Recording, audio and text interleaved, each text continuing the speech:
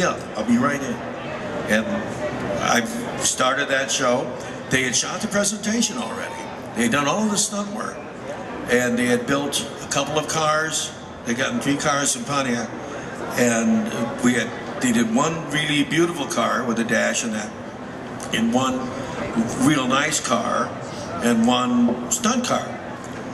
So that's all we had when we go forward to do this. And I don't know that they really had planned on doing more than the presentation, because whatever plans we had were very sketchy. So we had to hurry and supplement those and continue on. And I was the assistant director on the remainder of that pilot. Great, thank you. Don Peak, composer for the majority of the series, started after the 13th episode. Can you tell us a little about how you came onto the series?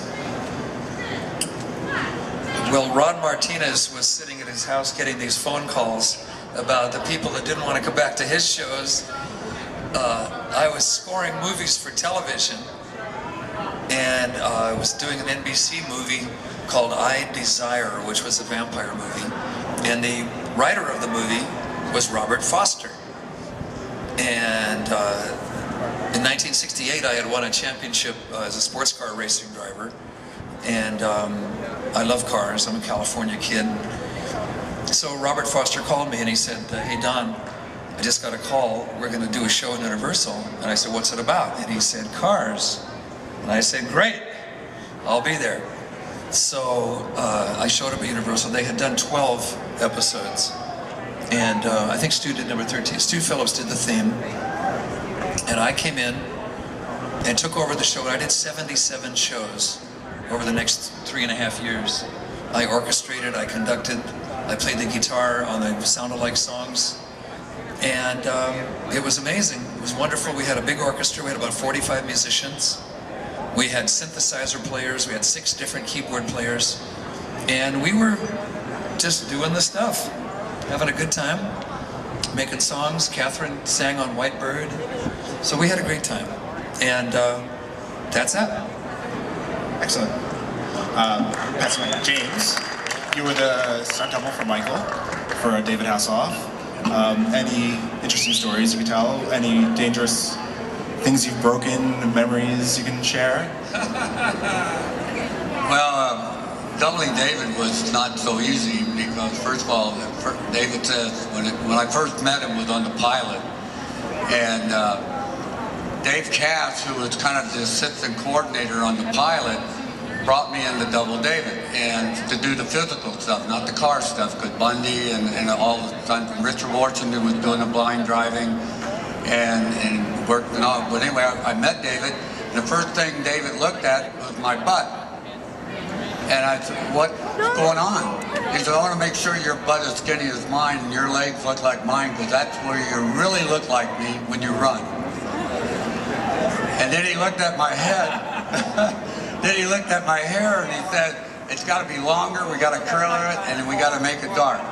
So from that day on, we became very good friends. For 3 seasons, I came in and out and worked for him. And I was doubling Barry Bostwick on all of his shows, and I was doubling Peter O'Toole and Dennis Weaver and all that. And plus, I was under contract with Universal doing the Wild West show up in the tours when I wasn't doing films.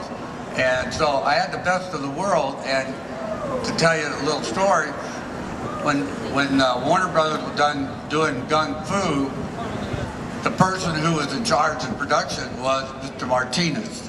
And that was over 40 years ago. And it's really amazing in the industry how we work on different shows and how people get motivated and how they get on certain projects and they become the power of the show. I was only a stunt person. I had no decisions. All I had to do was make David look good on the physical side, the fights, the marshals, the falls, the crashes, and all that stuff. David, I loved working for him. He was a gentleman. He called me and we talked about lots of different stuff. But the more thing he always asked me, he said, "Don't gain any weight, keep your hair dark, keep it curly and the same color as mine, and make sure your butt never gets big." So that was the funny thing. And so I was doing country back in Waterloo, Iowa, and I was doubling a retarded Down syndrome kid, a young man.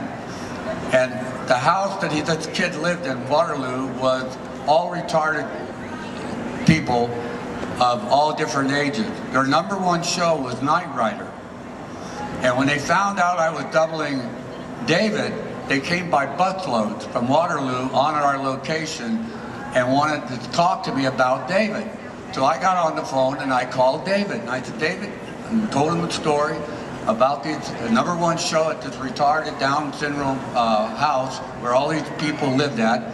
You were the #1 guy. Well, David packed up hats and t-shirts and cars and jackets and all kinds of posters and all kinds of stuff and mailed it to these guys. Well, the next day when it arrived by UPS, they came out on a bus again, and he autographed them, and I gave them up to all the kids.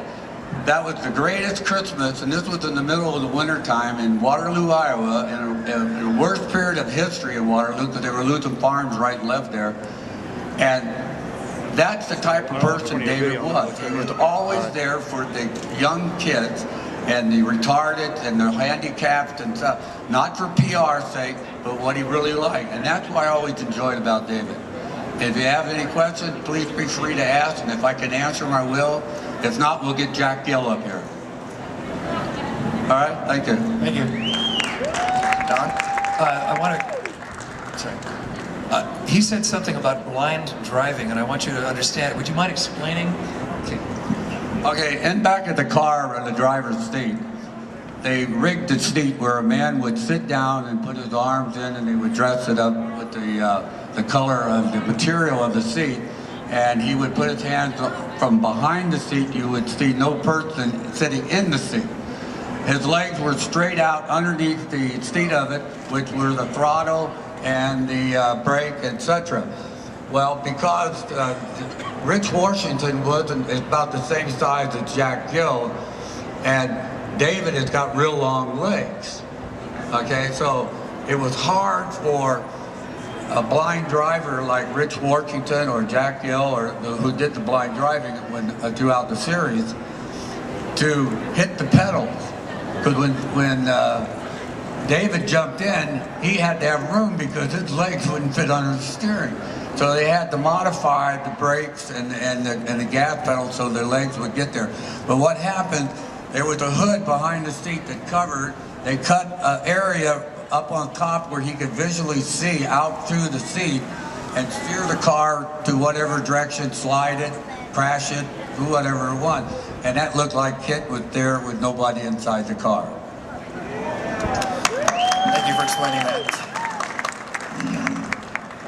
So Nate, do you want to tell your interesting story about Knight Rider? All right, I'm the interloper up here. These guys, well, he was working hard. Some of these guys were screwing around.